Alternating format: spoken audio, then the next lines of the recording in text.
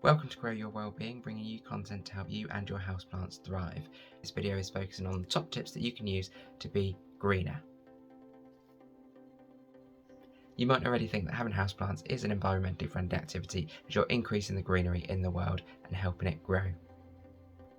However, there are some aspects of houseplant collecting that can be less than environmentally friendly, such as using plastic pots and whether we recycle them or reuse them, using pesticides, importing plants from other countries. Check out the top tips that we've got coming up and see if they can help you be a little bit greener. If you've got any others that you'd like to share, please do so in the comments below and help others to be a little bit greener too. Tip 1. Propagation. This is a great way to grow your houseplant collection from those that you've already got. It's free, uses minimal equipment, and it's really easy to do. You can check out our next video, which will be out on Friday, which will cover all the different types of propagation you can use. Tip 2. Plant swaps. This is a great way to grow the variety of houseplants in your collection. You can often find local groups in your area, or you might find groups on Facebook or Instagram. It's often cheaper than buying from the shops or even completely free as you're swapping with other people. You can even use cuttings that you've propagated yourself and swap them for new varieties. Tip 3 is buy domestically grown plants where you can. This is a little bit more challenging as you may not always be aware of where the plants are coming from. Often plants are imported from countries like the Netherlands or countries in Asia. If you can, ask the question, find out from the retailer where have the plants originated. If you can, find a local nursery that perhaps specialises in growing tropical or house plants. This way you can ensure that the plants that you're getting haven't had a long journey and it's reduced the carbon footprint of the plant. Tip 4. Environmentally friendly packaging. Try to shop with retailers that use environmentally friendly packaging. So whether that means that they're recycled, recyclable, reusable or biodegradable, most importantly that they're plastic free. Many retailers will often promote this on their website to say that they use this type of packaging. Tip 5. Reducing plastic. Most houseplants come in plastic pots, but what do you do with them when they're no longer in use? If you can, try and keep hold of them and use them as much as possible.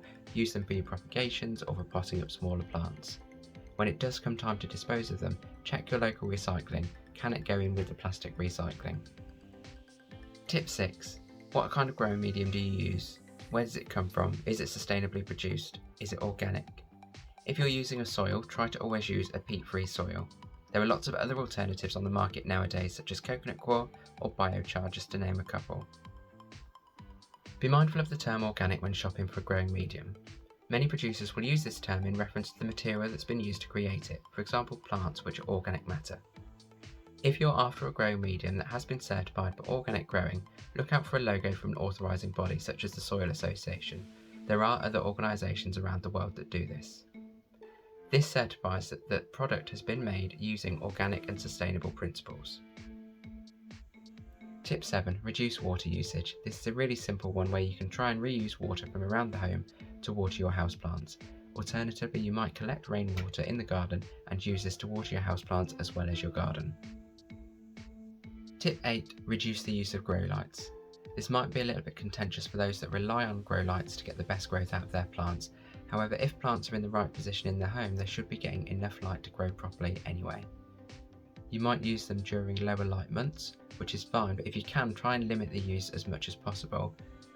This will reduce your impact on the environment and also hopefully save money on electricity bills. One more thing to add is that during winter, plants will likely be dormant or not actively growing, therefore the use of grow lights may not actually be necessary during this time. Tip 9. Use naturally occurring fertilizers. While manufactured fertilizers may have higher NPK rates and even work a little bit faster, there are many alternatives that you can make at home. Try banana water, comfrey tea, nettle tea, or even crushed eggshells. While these might be a little bit slower to act, if you use them little and often, they'll have the desired effects. At least you'll know they're naturally occurring and better for the environment. Tip 10. Try to use natural pest control where you can. Avoid using chemical pest control, which can often have a negative impact on other organisms as well as have a wider impact on the environment. There are lots of alternatives that you can use rather than using chemicals. Often the most effective form of pest control is simply washing leaves when pests occur. Also, you might want to change the soil and make sure that you've got clean pots. If you do decide to use any substances, you might try to use natural substances such as neem oil, peppermint oil, or other highly scented oils that are safe for plants but that pests don't like. While it isn't strictly chemical free, you can also use a small amount of washing up liquid in water to spray plants and get rid of pests. This will act as both a cure and a preventative. If you want to use something with even less chemicals in it, you could try using a base soap such as Castile soap. We hope you found this video useful in helping you to look after your plants in a more natural way. If you've got any tips of your own, please share them in the comments below so that others can benefit from them. If you'd like to see more content like this, please consider subscribing. We'll be covering some of the content that we've covered in this video, but in more detail in future videos.